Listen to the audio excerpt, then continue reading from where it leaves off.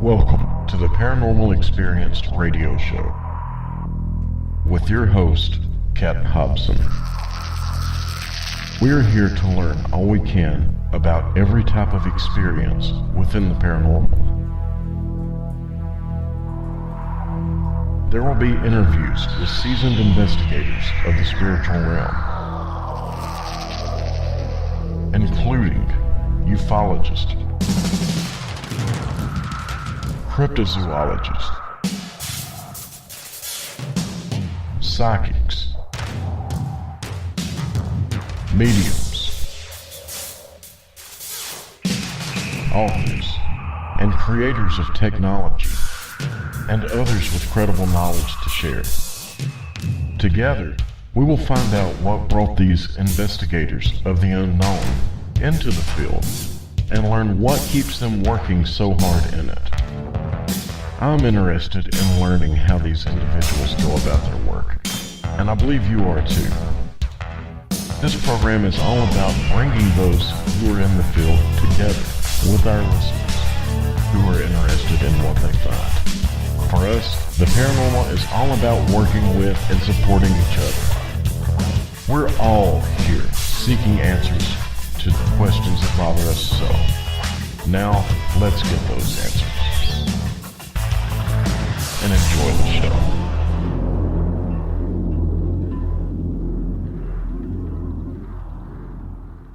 Good evening and welcome to Paranormal Experience Radio.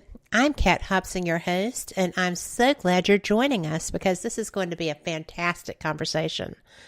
I did want to let all of our people know we have two of our hosts that are up there in the frigid north, and I hope that everyone has someone to cuddle or a fantastic snuggly blanket with a hot tea or a hot chocolate, or pretty much anything else too, as long as it's warm and toasty and you're warm and toasty. We are down here shocked by the temperatures that y'all are experiencing because they don't even sound real. I can't believe how cold it is up there. Tonight, I am excited to welcome my friend, Alex Bob. He is a paranormal investigator, a cryptid investigator. He is an EVP specialist, and he is a local person to me. He lives right here in Alabama, and he is someone who I've investigated alongside a couple of times, and he's so mellow and so quiet that it's really kind of a surprise when you turn around and he's standing there beside you. It's really great because very few people are that quiet when they investigate, and I'm afraid that I'm one of them. So I am so glad to be able to say welcome to Paranormal Experience to Alex. How are you? Thank you, Kat. I'm doing great. Thank you so much for having me on, and I too was surprised to hear about the weather up north. I hope everyone's staying warm as they can be. But thank you for having me on. Well, thanks for being had, as it were. So, of course. You know, we've met a couple of times during investigations, and I really have been impressed by your work. I don't say that to people very much because, you know, we're working and I don't want to sound like I'm being, a schmuck by commenting on something that everybody's there is doing. But it's interesting to watch both of you work. Oh, thank you so much. And I want to say too, like, you guys always let me come along and on y'all's investigations. I've learned so much from you guys as well, and like invaluable information, and I've experienced a lot of awesome things on investigations with y'all, and I look forward to doing more in the future. And I always enjoy working together with other people because of that, because I'm an open-minded investigator, so I like to see how other people do things. I like to hear their theories and opinions, and add it to my bag of tricks, so to speak, when I go on an investigation. And you guys are with Scare, like if I ever come across like a residential case or someone that greatly needs help, like you guys are the people who I would send them to. Well, residentials are kind of my bag. I think they're the reason a lot of us who have gifts are given those gifts is to Yeah. be able to help people be comfortable in their home.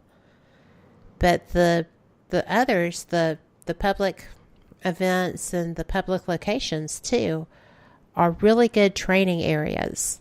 If you have a new piece of equipment or a new recorder you want to test out, those are great places to go for that. Where there's known activity. Yeah, exactly. I I I love going to those places too for of course, the historic side, and then just the adventure of it all too. Is just something I really enjoy. I know, right? I've been able to go to all kinds of neat and unusual places, and there's a lot more still on my list.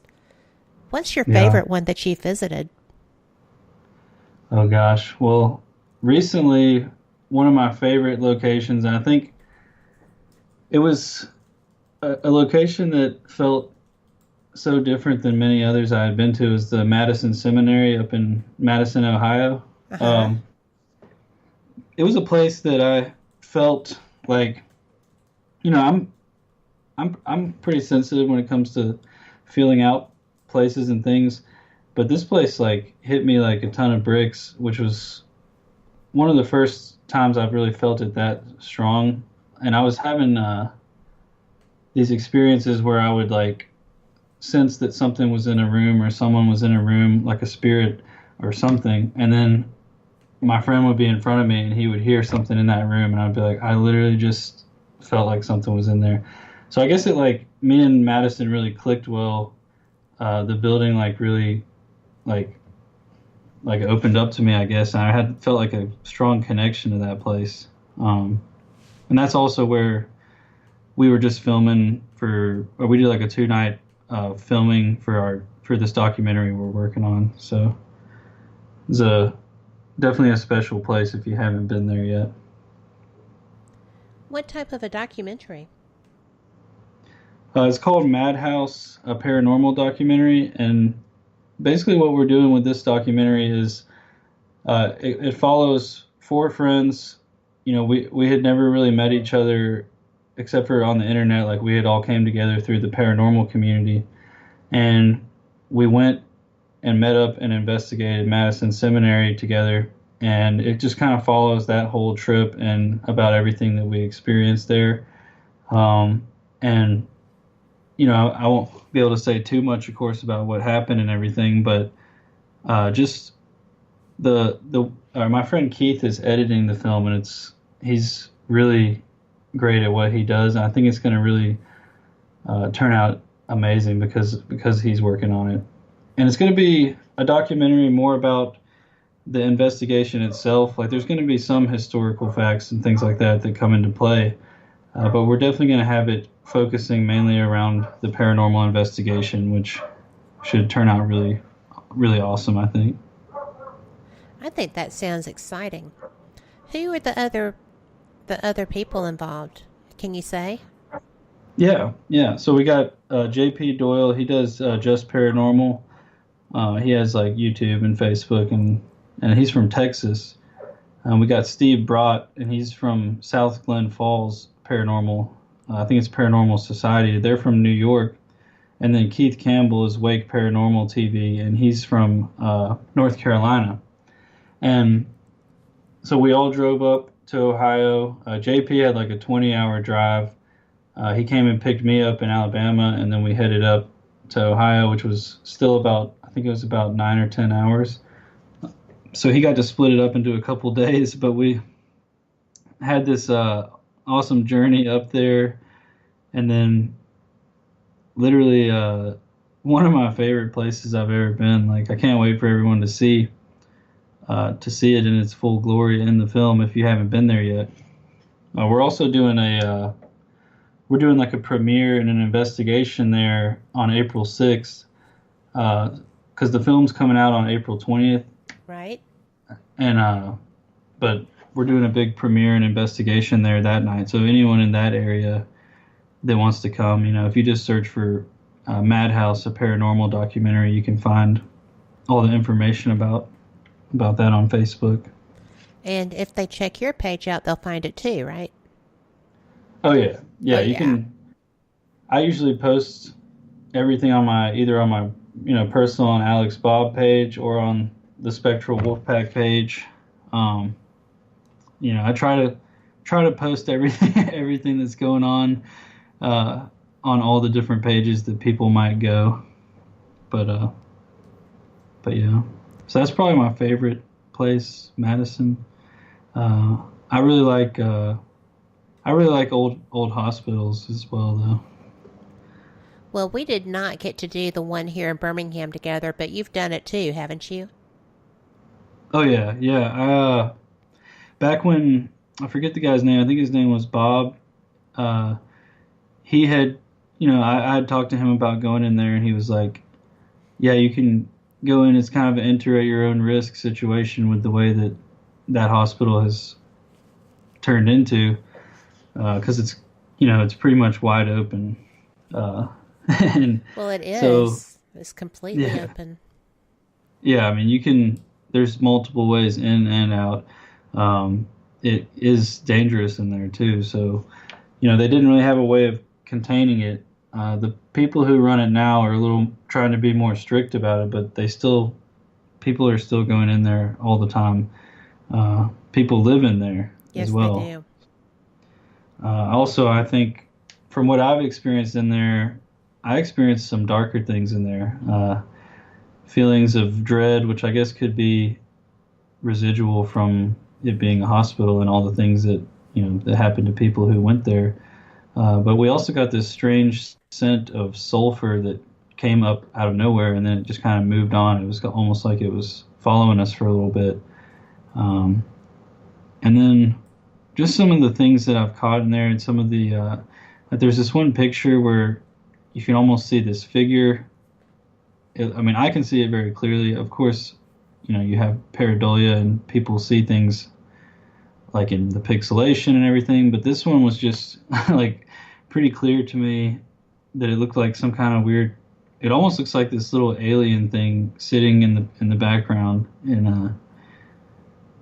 of Caraway when I was there. So it's like, I don't know what's there, but I think that possibly someone might have, like, kids go in there doing rituals and things, might have summoned something. There is a lot of conjuring. Exactly. That's one thing that I thought might have happened there because of that. But I can't say for sure, just from my own personal experiences. One night there, literally, I was coming out of the building because it sounded like wooden pallets were being, like, thrown by someone or something. The way it was following us down the stairs, like, it would be like we would go down a floor and it would be on that floor, and it would be this loud slam. So we thought, of course, people are trying to mess with us.